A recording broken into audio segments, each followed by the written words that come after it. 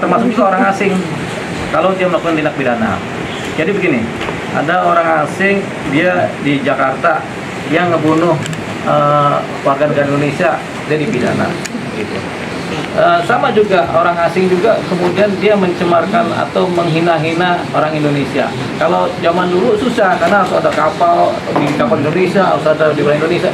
Kalau zaman sekarang nggak ada kesepakatan internasional yang dimana setiap perkara pidana yang sifatnya cyber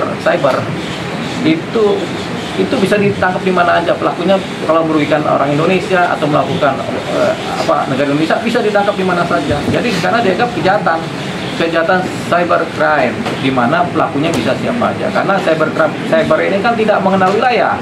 Bisa dari Amerika, bisa dari Jerman pelakunya, bisa dari mana-mana. Nah, ini makanya ada keadaan khusus terhadap pelaku pidana cyber. Karena cyber ini misalnya judi online. Orang yang mengatur-ngatur program judi online kan adanya di luar negeri. Tapi kalau mereka ke Indonesia, mereka bisa ditangkap.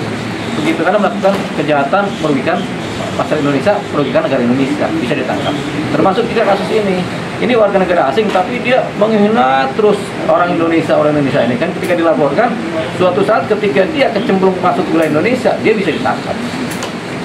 Karena dianggap masa kelakuannya itu pada saat baik dia di luar negeri maupun pada saat di Indonesia. Karena apa yang dia edarkan itu kan berlaku nyala terus dia. Jadi sepanjang dia punya cyber masih nyala terus, misalnya di medsosnya nyala terus dan dia ke Indonesia, dia masuk posisi pidana di Indonesia. Pada perkara ini hukumnya tetap pakai hukum Indonesia? Pakai hukum Indonesia. Hukum undang-undang ITE Indonesia yang berlaku. Akan dideportasi juga nggak sih Bang kalau? Nah, di deportasi ini tergantung posisi bagaimana pihak penegak hukum kita, apakah mau mendeportasi, apakah kemudian tetap dipidana di Indonesia.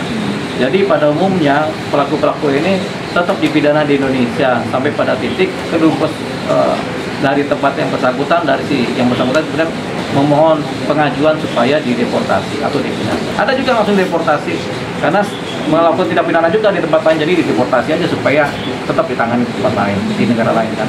Tapi kalau dia di sini bisa juga ditangani. Jadi banyak kasus-kasus terutama narkotika yang pelakunya orang asing tetap dipidana di Indonesia, bahkan dihukum mati di Indonesia ada juga.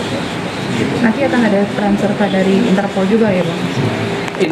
Interpol berperan, Mahkamah Agung berperan, kemudian Kementerian Luar Negeri berperan, banyak perannya. Imigrasi juga berperan.